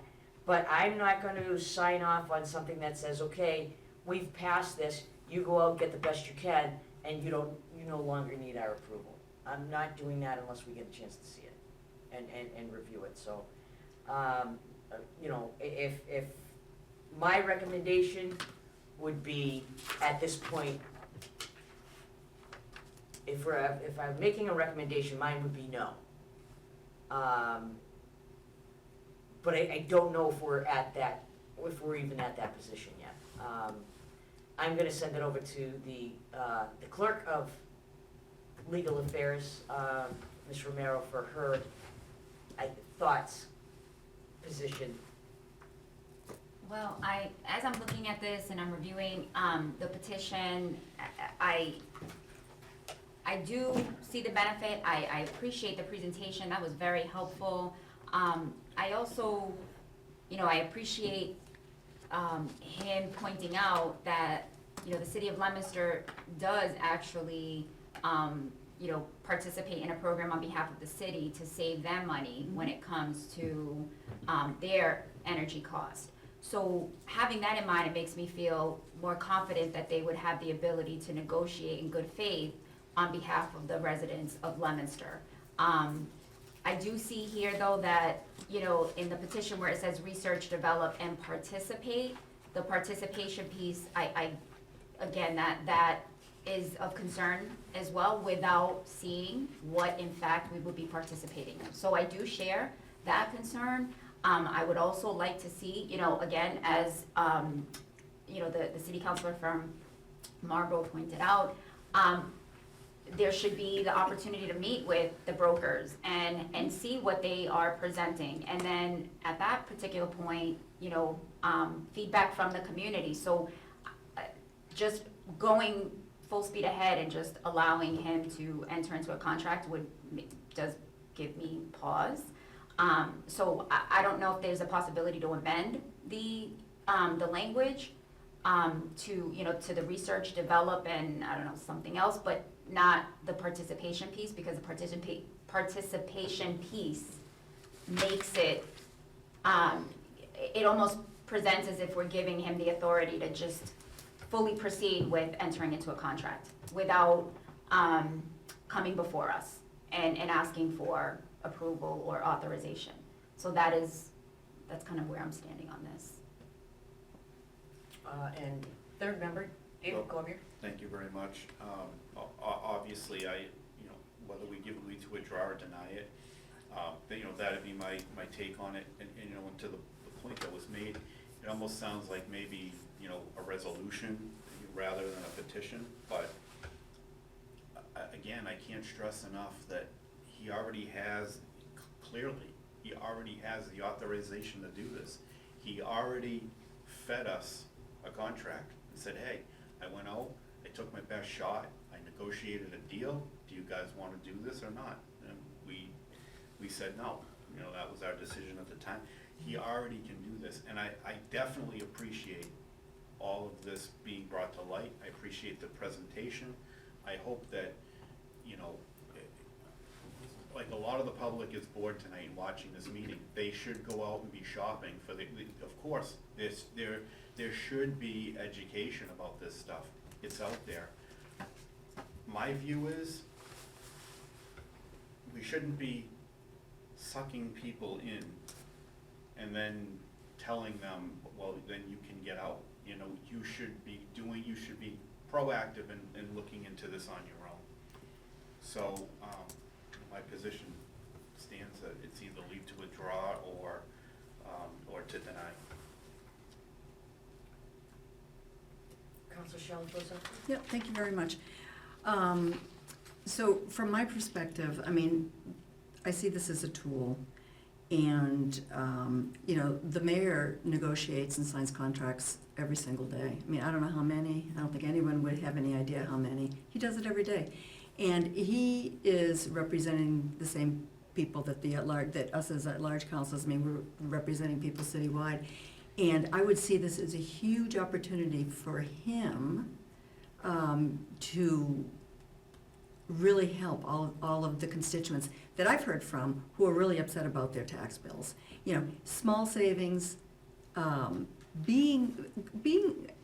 recognizing and hearing that people are struggling paying their bills, and even if this would not be hundreds of dollars for each taxpayer, it is a savings, or could potentially be a savings. So, 230 other communities have adopted this. Fitchburg has adopted it in the last few years. Gardner's had it for, I think, 5 or 6 at this point. So, 230 communities think this is a good idea. They've seen savings over, the course of however long their programs have been in place. But we don't trust our own constituents to be able to understand what would be a lengthy rollout process and discussion of what the program is and what it's about, and you don't have to sign up. I give the people in Leominster more credit than that, I guess. you know? So, I would, obviously I'm a supporter of this, and I think it's a really good thing. I think the MMA's information on it, and I certainly think that Councilor Alsing from, Marlborough really, has a lot of, experience that I think is relevant and really helpful. And I would say this is a win-win. We're trying to do something for our constituents. They have every opportunity to sign on or sign off that they don't have when they enter into a contract by themselves with another third-party company. And as the council from Marlborough did say, and I have read some of this, the Attorney General's office is very concerned about some of these third-party providers because they do suck people in for a 2 or a 3-month really low rate, and then they get, taken advantage of after those, initially really low rates. So that is, that's my 2 cents. I think it's a really good idea. I think that people are smart enough locally, and I think the challenge would be, which I think that the consultants and us as representatives of the people of Leominster would be able to do a thorough and good job of communicating with our constituents to let them know that, this is an opportunity for you. You don't have to, you will be swept in first, and then, the day after that, you can opt out of it. You don't have to take, you don't have to take advantage of any savings that the city might be able to aggregate for you. Purchasing in bulk, using the purchasing power of, I don't know how many households there are, but thousands, I think makes sense. So this to me, it's like a no-brainer. I mean, I don't understand it. Okay, if I can so just, we're in committee, yeah, yeah, go Yeah, ahead. okay, so, can I just, since we're in committee, can I just verify with the counselors here, the intent of this petition, just for clarification purposes. So what you're saying is, or what you're requesting is that the mayor, again, just research, develop, and he just solely decide what company he's going to choose, what contract he's going to sign, without getting approval or coming before the council. Is that, I just want to get clarification. I mean, to Councilor Shalhoub-Zephyrs' point, we don't approve any other contract. We don't approve any contracts. I mean, we approve the budget. and that's So it. I don't know We don't- why this is different. Right. People in the I city. think, I'm oh, sorry. No, go ahead. I was just going to say, I think the mayor would be amenable to bringing each one of these companies down Yeah. before us for an informational session. Yeah. I can't speak for him, obviously, but I think if we asked him to do, if we passed this and we asked him to do that, I can't see why he wouldn't want us to be involved in the process. But I've only been here for 1 term. Councilor Shalhoub-Zephyr has been here longer than I have. My understanding is we don't approve any contracts. So I don't see why this is different. I just wanted to Okay, say. thanks for the clarification. Appreciate Councilor Romero's question, because I think I was gonna ask the same point as a newer counselor of clarification. I wasn't sure if the mayor would, oh, sorry. I wasn't sure what the process was either. I didn't know if the mayor would come down, but I also appreciate everyone sharing that he doesn't typically come down for other contractors. Because I was not familiar with how that works, so thank you to Councilor Romero. okay. But So, then what was voted on? That was 8-0, like just, a contract that he That's what I gave us. thought. A Right. contract that he gave us, that he negotiated with a company to be Leominster's supplier. right, so we do vote on, Did he actually? I don't. I don't recall a specific This is contract. this is basically the exact same language that was presented in He had a- 2023. He brought us a contract. We had a contract. Are you Okay. sure, Dave? I don't I don't think remember so. a contract. He I don't- brought a contract down here. Yep. He had a specific contract with a specific provider. and I do He asked recall us, something do about the you provider want to adopt this contract? and the or no? rates issue coming Yeah. up. Right, so that's what, I'm just trying to, again, That's get right. clarification. So are we saying, like, through this petition, again, by passing that process where he would choose a broker, he would choose a carrier, and then just, keep, like, come in and then tell us about it? Yeah, I suppose we'd be giving him carte blanche. we'd be saying, sure, go ahead, go ahead. You know, go negotiate a deal and, We'd be putting the cart before the horse. Right. We'd be approving something now that. Without seeing anything. That without any information at all. right. And he already has authorization to go out and do this. Yes. He's already done it once. He's the mayor. That's his authority, that's his power to go out and negotiate a contract on behalf of the city of Leominster. He's the chief executive. He can do that anytime he wants. We don't need to give him authorization. It does say He in the already law has it. that we need to give him the authority authority to to do it. implement a municipal To aggregation program. implement it. Correct. Yes, not to negotiate it. You don't have to have the authority to negotiate it. He already negotiated one without our authority and asked us to confirm it, and we said, no, thank you. We don't like this contract. We don't think it's good. May I ask a quick question to either of the Councilor Cormiers? So if he doesn't typically bring contracts in front of us, just for the people at home and for myself also, again, being newer, why did he bring that particular contract in front of the council? Was it specific?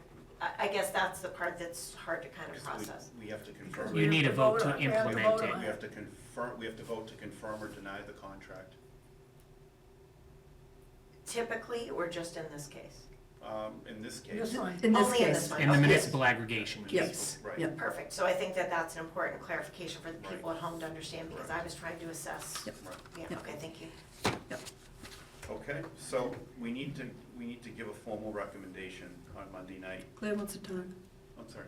No, I tend to agree that, I think it's all been said, the mayor has the authority to do it. I agree with the chair of legal affairs, putting the cart before the horse. I mean, the mayor should be sending something down to us, we shouldn't be asking him to go get something and bring it down. It's kind of backwards. And I don't disagree, I think there is a concern, I'm concerned about the older people in the community. We all know, I mean, I know Mike said you have public hearings, we all know, we've been through many public hearings about many issues with the city, and you don't get 10 people in the room, for the most part. I mean, and we say it every budget year, if you have a concern about the budget, how the budget's gonna go, when we set the classification in November, when everybody gets their tax bill, which was all determined by the budget, that's when everybody wants to say something when they get their tax bill. As many times as we can say, show up for the budget, listen to us when we're talking about the budget, give us your feedback about the budget before we vote, people don't do it because they're not seeing anything until October when we set the classification. So I think it's gonna be very difficult. And we have an energy committee, and from what I understand, they're in the process of interviewing for an energy manager. And if they're doing that now, why wouldn't this, I mean, even take this language and give it to that committee and have them deal with the mayor on it, and then bring it back to us when they come up with something. I think that's what we're all looking at. Do something and come back and let us determine whether we agree on what they put together. I mean, I just think it's kind of backwards. I kind of agree. Can I also just ask, so I know that we received the letter from the mayor, which was, I appreciate his feedback saying that he supports this, but have we gotten an actual, like, have you spoken with the mayor? Like, is he going to, is he going to pursue this? Does he want to pursue this? Is he just kind of leaving it to see what happens with this petition? Like, where is he what is his thinking about pursuing this? I have no idea. Yeah, I mean- I think that's why we're asking him to do it. Right. And we saw from his letter that he's not against it. Right. Right. Well, He's not saying he's for it either. go out and negotiate a deal and bring it down here. We'll look at it. I mean, Right. I mean, I think that's one way, of doing things. We can sit here and we can wait for something to happen, or we can raise the issue educate people about it, and provide some leadership on it. But That's if the we- way I look at it. If we provide the leadership and he says, no, it doesn't matter, we spent all this time. But we've also represented the constituents who vote us to represent their issues and concerns. And isn't that the same argument as well as if he goes out and negotiates a contract and then we vote it down? He spent all of that time negotiating the contract and we voted it down? That's his job to do. That's his job. That's his Why job. he works full-time here, you know? Well, I mean, I agree that that is his job, and I agree that, you know, we have a job here as well. Okay, so we're gonna have to come up with some kind of a recommendation. My recommendation is to give this leave to withdraw without prejudice, and I will once again ask Counselor Robbins. That's fine. Was that, I agree. That's fine. okay? Counselor Cormier, I agree. okay? Back to you, Madam Chair of Legal Affairs. Okay, similar request, I would ask that, it would be my recommendation that we give this leave to withdraw, and I would ask Eladia Romero, our clerk of Legal Affairs, I agree. and our third member, David Cormier. I also agree. Okay, so it will be the unanimous recommendation of the Legal Affairs Committee to give this petition leave to withdraw. And Councilor Cormier. Okay, do you want me to start 37-26? Sure. 37-26, Terry Noseworthy, Ward 5 Counselor, requested the City Council adopt the following policy and establish a Human Rights Commission for the City of Leominster. We've received some proposed language, pretty lengthy. But I think it would be appropriate at this point to defer to the petitioner and ask her to give some explanation. Sure, thank you very much, Councilor Cormier. Yes, this is something that, that some of my constituents have been speaking to me about for quite some time. I sort of know the history of petitions that have come in front of the council in the past. Being a newer counselor, I hate to keep sort of saying that, but being a newer counselor, part of why it's a lengthier petition is because I was given some information about, you know, it should be in ordinance form. So what I did is I went and looked at several, probably between 8 and 10 cities in the Commonwealth who have human rights commissions, Fitchburg being one of them.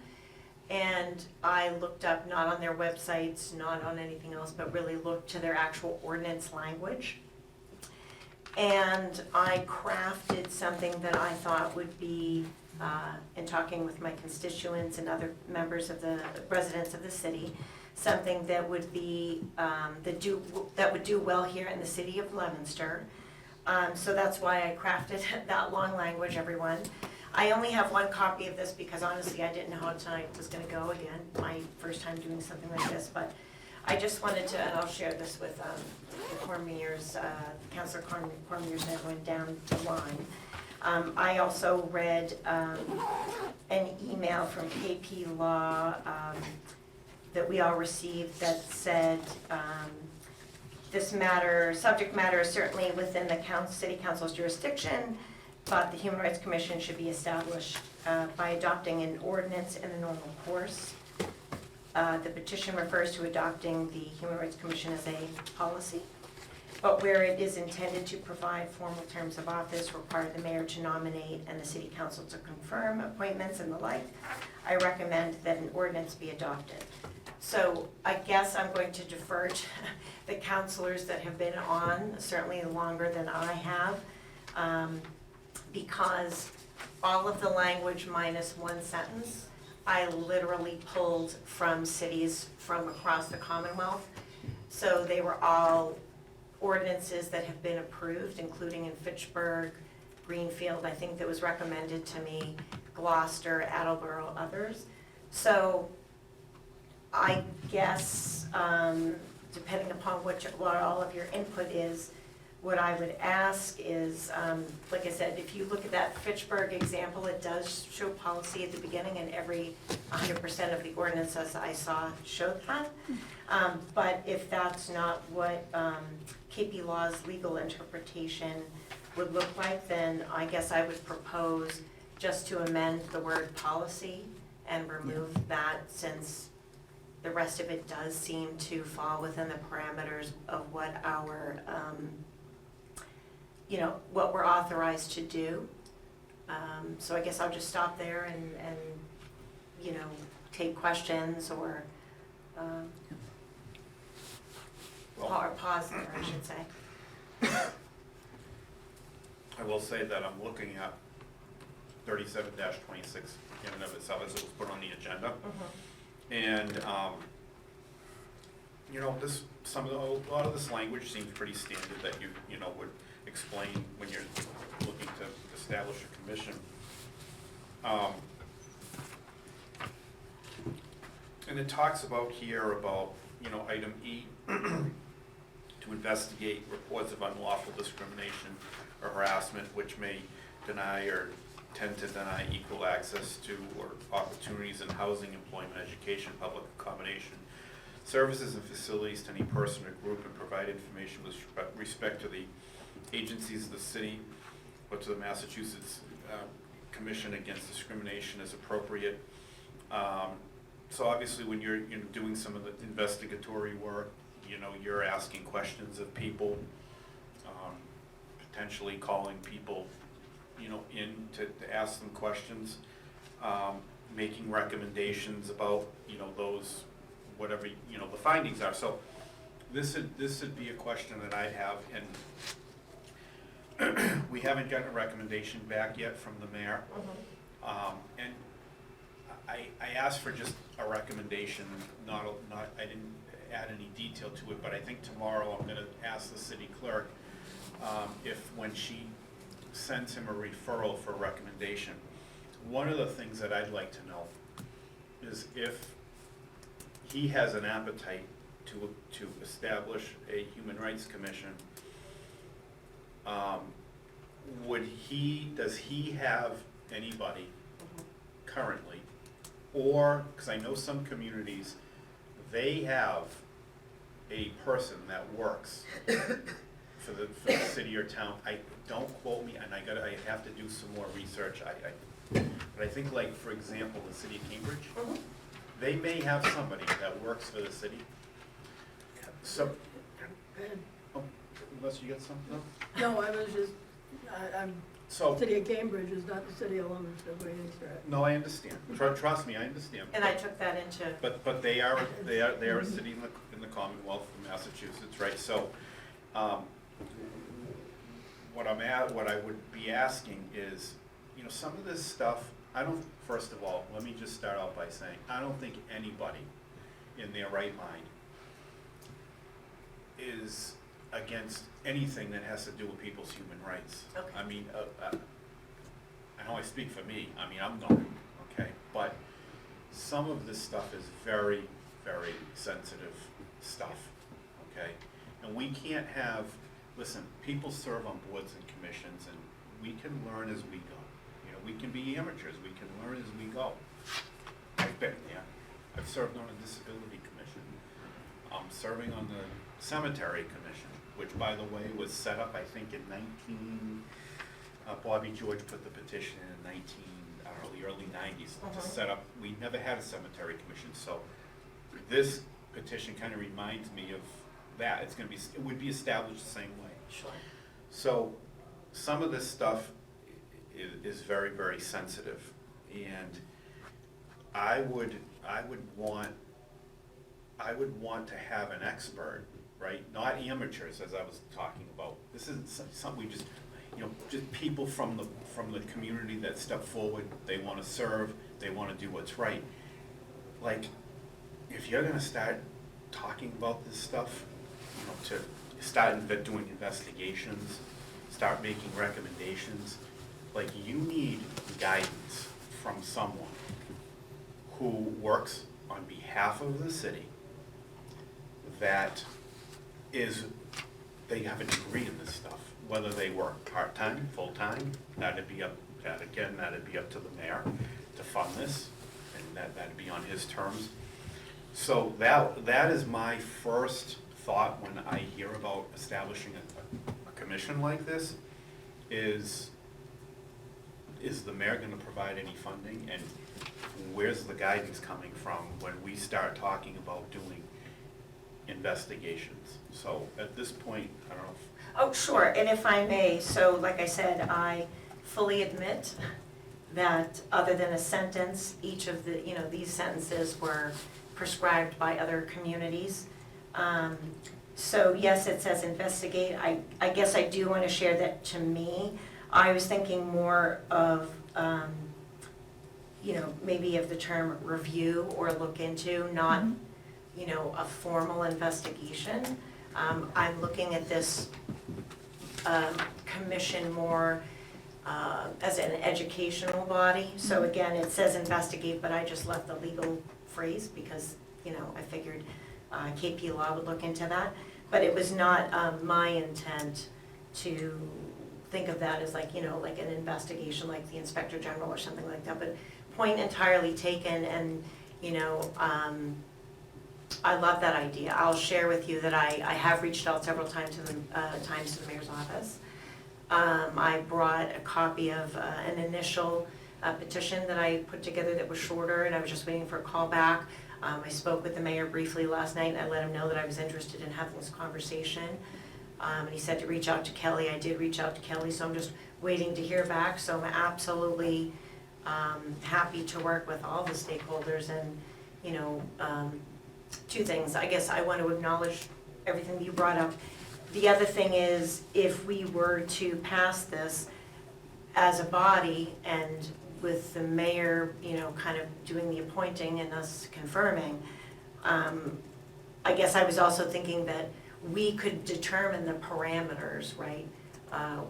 With KP Law doing another look into or whatever of the rest of the words. Like I said, I only used investigate because that was the legal language that I came across, but my intent was not like NIG. My intent was review, look into, and really my intent is to look at this as a more of an educational body. But again, love to meet with the mayor. I've inquired a few times, and he knows where to find me. Okay, beautiful. Thank you very much. Sure, absolutely. I'll go to the other member of my committee, Councilor Robbins. No, I think you raise a good point, Mr. Chair, about having some sort of expert involved in the kind of implementation piece of this, because it definitely is something that could get into kind of deeper topics that are hard for people to talk about, as I'm struggling to find my words.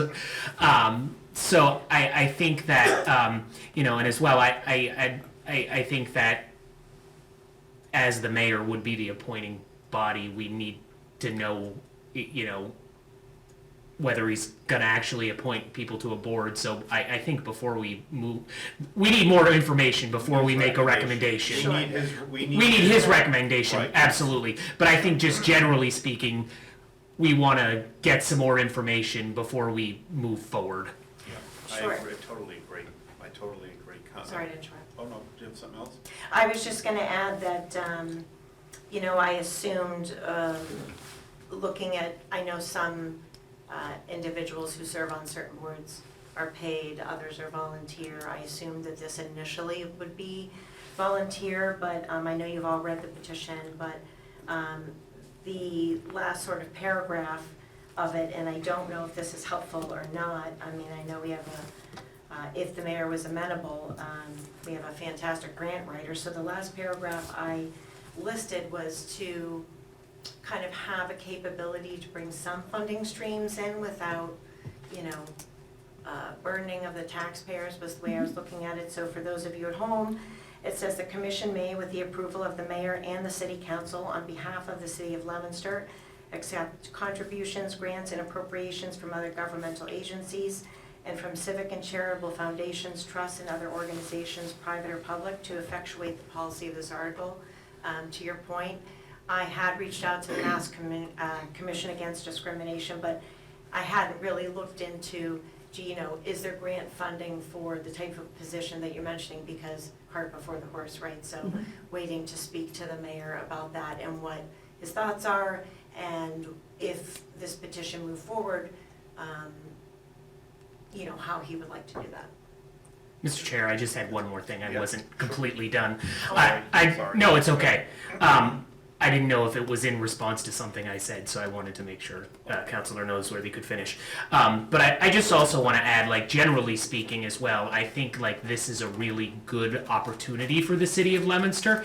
I think it would send a really important message to our community that is ever becoming more and more diverse, that this is your home and we want to hear your voice, and this is where an avenue where you can share it if that's something that you choose to do. And as important, I think, as having an expert involved, I also think we should be having people who are novices involved, so we have that total diverse kind of way of looking at things when we're talking about this board. So I do think, I think we can get this petition to somewhere where we're all supportive of it, or at least I really hope so. But I definitely, before giving a recommendation tonight, I definitely want more information. Yeah, I agree. I'll ask the third member. Yeah, no, Ways I agree as well. We need more information, and but to Councilor Noseworthy, kudos to you for putting this on and thinking this through and doing your homework and your research on it. Thank you. I think we do need more information. I think it's such a important and difficult topic to discuss, to deal with. I want to make sure that we have some guidance, some experience, that before we agree to get into this, Sure. we have the mayor's office on board. And we have, even if it's input from, we have the Spanish American Center in town, we have, how many Catholic churches do we have? 5 Catholic churches. We have the Universalist Church. the Universalist Church, we have a Jewish community, we have a Haitian community, we have, Yes. and I apologize if I'm leaving anybody out, I don't mean to do that, but I'm saying perhaps we get them involved as leaders in their own and in their own specific communities to guide us to do this as well and to do it properly, so that everybody's on board and maybe we have some input as to what they see, what certain needs they need. So I think, and as Councilor Cormier said, I think we're kind of at the beginning of this. We're scratching the surface, so I agree that we need more time, we need more information. Sure, and I appreciate that, and I've been doing a lot of work and I definitely have not hit every church, and every religious institution, but I have been having a lot of conversations with, the Spanish American Center, with several of the congregations out there. But again, this is my first kind of big petition moving forward. So again, cart before the horse. I do look forward to meeting with the mayor to kind of gather his information. I do think, to the at-large councilor's point, yes, I understand that this is tough, and I understand both, legally and otherwise, that, there are certain difficult topics. I guess I want to flip it a little bit as well, and I understand the responsibility that's on our shoulders. The residents who live in the city of Leominster, they don't have that opportunity, whether or not, to have to live through these difficult situations, whether it's themselves or a congregation or a family or a community or whatever it happens to be. So completely understand we need more information. I'm really excited to continue to talk to faith leaders, community leaders, and others. I've been doing a lot of that work. But again, to flip it a little bit, just a reminder, the times that we're living in, our residents don't have that luxury. So I do hope that we can absolutely answer everyone's questions, speak with the mayor in his office. Councilor Cormier, again, I appreciate you bringing that up, and like I said, that is why I at least kind of tried to add some language there about maybe getting some funding sources in, and maybe I can reach, or whoever reach out to I can do this myself if it's appropriate, the Mass Commission Against Discrimination, and see if there is funding out there that I'd be happy to bring to the mayor's office. And I just want to say that I appreciate everybody recognizing that this is a really important topic, and I'm looking forward to hopefully slow and steady wins the race. So. Okay, Councilor Shalfo-Zephyr? Thank- Your committee member is Oh, trying I'm to say something. sorry. in there. Yeah, no, that's Councilor okay. Romero? Thank you. So first and foremost, I just want to acknowledge and just say that I guess as a person who is a strong believer in human rights for all, I don't see it as a difficult thing. So when I hear that, and it's no disrespect to anyone else, I don't see it as a difficult thing. It's for me, human rights are rights for everyone, across the board. And so, yes, I do believe, and I have believed for many, many years, that we should have a Human Rights Commission. However, I do have questions about this petition. And I also, for me, because a Human Rights Commission, this is something that's new, it's something that folks may not understand what it is. I do believe more education needs to be done in our community to inform people what a Human Rights Commission actually consists of. In addition to that, we really need to hear from various communities, people who stand to directly benefit and be impacted by a Human Rights Commission. And so I hope that that is the path that we would wind up taking. But I do agree as well, we need to hear from the mayor to see kind of what his thoughts are in terms of how he wants to proceed with a Human Rights Commission. I did have a couple of questions with the language though. Like I wasn't, and I don't know if this is, if you have an opportunity to just kind of clarify, but I underlined here a few things. One of the biggest, I think, concerns I have about the way that this is presented is the investigatory portion of this. Because my concern is, as grievances come forward, investigations are, conducted, my understanding, a Human Rights Commission is not formed to really be kind of the dumping ground for grievances, for violations, and their enforcement piece. So let's say the Human Rights Commission does conduct an investigation. What is the enforcement branch to this? Like what comes out of it at that particular point in time? So just understanding that particular piece. I also I circled here, I have a question on accepting private contributions. I don't know if an entity like the Human Rights Commission could accept private contributions, so I just wanted to Sure. Well, like I already stated, each sentence in here has already been approved by, and I don't know, correct me, is KP Law everyone's attorney, or do people have different attorneys? People have different Okay. attorneys. People are, communities, municipalities have Right, different. municipalities. They do a lot. Some of them, A lot of them. A lot of them have KP Law, but some of them Correct. have other attorneys, perfect. Yep. So each sentence in these 2 pages literally has been approved in another city. So that doesn't mean that our city solicitor would approve it, but it means it has been approved either by KP Law or somewhere else. That doesn't mean that we like it or keep it or whatever, but I do just want to let people know.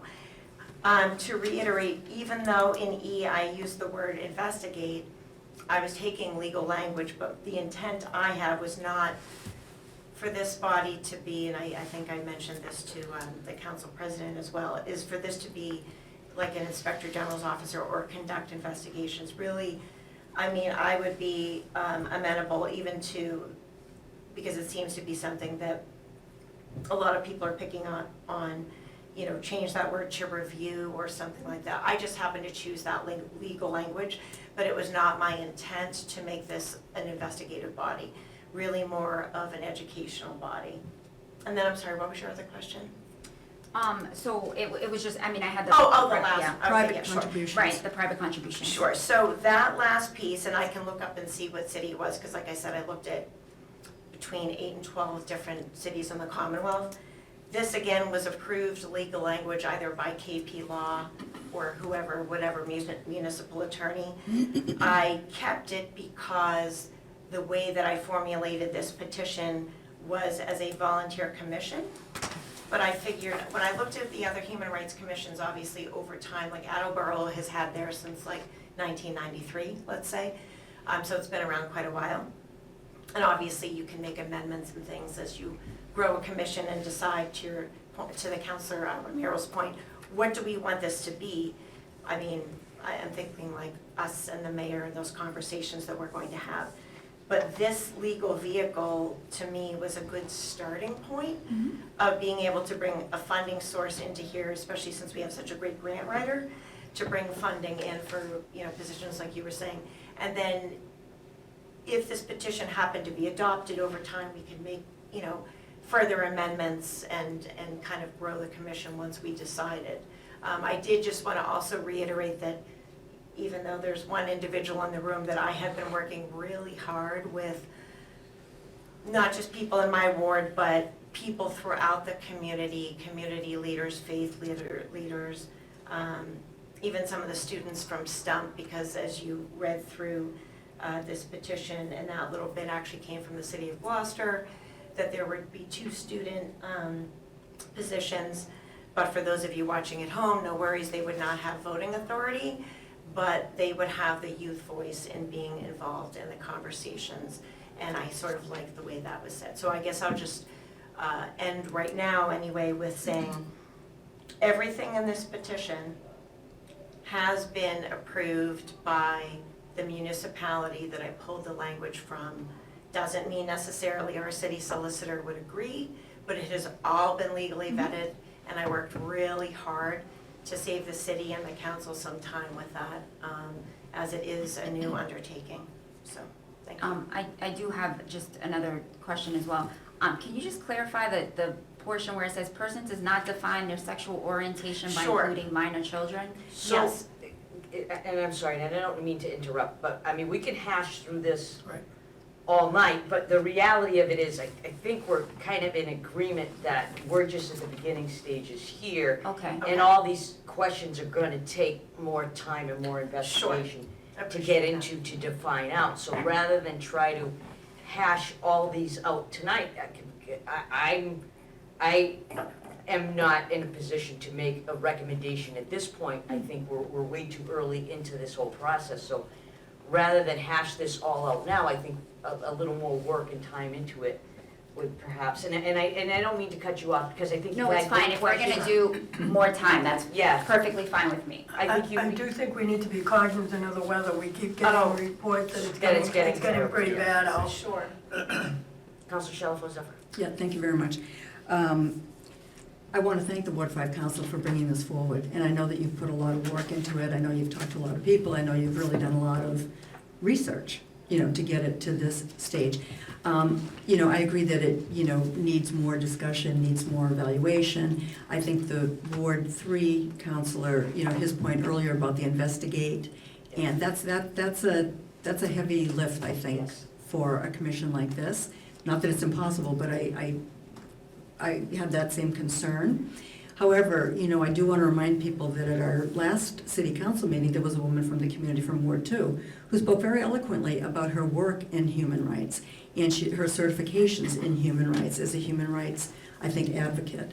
So we do have really good people locally. We just don't know them all yet, who would make really good people on this. And I do want to bring up one thing.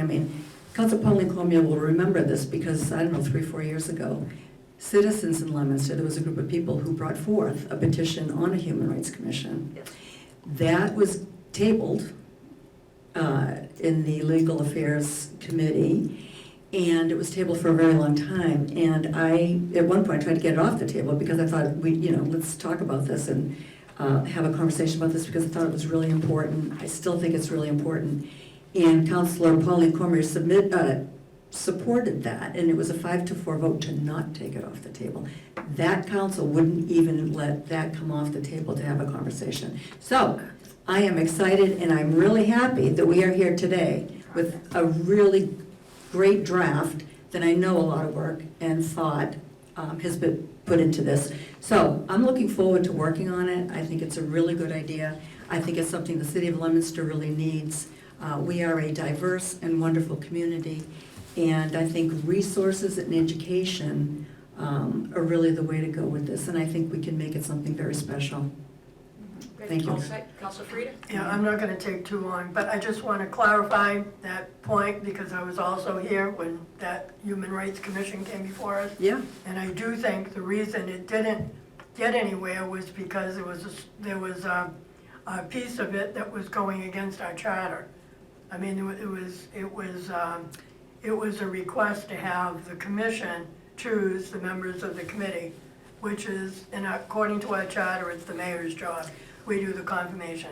So I just want to be clear because it didn't pass because it was in conflict with the charter, not that because could there have was been anybody amended. against No, that could have it. been amended easily had the thing been brought But off the table but for a that's the conversation. reason, whether it was amended or not, that was the reason. That could have been amended. Yep, but that was the reason, I think. Okay, It but wasn't it- amended, but that was the reason. It was not according to our charter. My next point that I was gonna get at is that we have the authority as a council to establish this committee. It's part of the charter that we have that authority. I agree, we have a great diverse community, and I think we all agree that this is necessary. What I would like to see, because I think it's important, we all travel in our own direction. As the counselor from Y5 mentioned in the petitioner, you've talked to a lot of people trying to put this together. We are all indifferent. Councilor Romero is in her lane, going and meeting different people in her position. We all do that. Councilor Robbins, I think it's been alluded to. I think the only way to make this really work, the way we would all like to see it work, would be to have, not just have everybody have their input. I think there's gotta be a discussion, maybe, I don't wanna call it a coalition, because we have a lot of those. You have the Jewish community represented, you have the Spanish community represented, you have everybody together, but all around the table at the same time, looking at the petition, because I think there's gotta be the give and take. What works for this one, works for this one. What doesn't work for this one, doesn't work for this one. And I think, you know, we've done that over the years in different situations. The East Side Neighborhood Association, I think, did that for a long time. When all the parties sit together and talk to each other, it makes the difference. So I would like to see that give us the direction to go with this in the wording, and then to have KP Law, because right now it's set up as a policy, have KP Law put it in an ordinance form according to the way that is placed, and move in that direction. Well, Madam President, I appreciate all of that, because that was the confusing part to me. Like I said, I've passed around the Fitchburg ordinance. It literally is the exact same style ordinance as every other city council meeting, so, I mean, it's, community, so I'm confused about that, and I thought KP Law was typically the one that put things in an ordinance. I love getting input, and I want to let you know, I think pretty much every, and obviously you can't, I wouldn't say every single intersection, because that would be impossible. But again, I do want to stress that the work that I've done so far, I haven't brought everybody to the table per se, but I've brought this document to pretty much everybody that you have mentioned, and I do just want to let everyone know that they are seeing it, they are having conversations, so that they can each talk to their congregations, and the Spanish American Center can talk. So I just wanted to. I agree, Yeah, and perfect. I don't disagree with you at all. But I think it's important for the Spanish Center to be able to talk to the Jewish community, or to the Universalist Church, or to the Catholic Church, all sitting around a table and say, well, you know, that might work for me, but you're missing this piece that we experience in our community. And I think they need to be together. Well, I just have a to question, do a it. point of clarification. So how would And that work? again, I don't make this go any longer, because Yeah.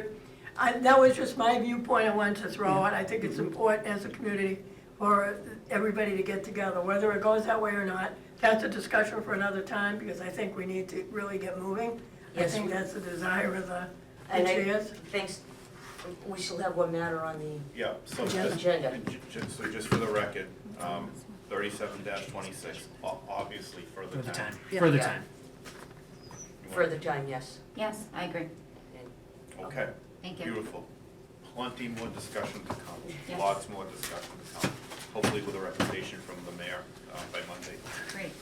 All right, so at this point, not that I'm trying to run the show here, but No, this is we, Ways and Means, this is you. well, no, we need a motion at this point to adjourn the legal affairs portion, and I'm gonna make that motion that we adjourn the legal affairs portion of this meeting, A second.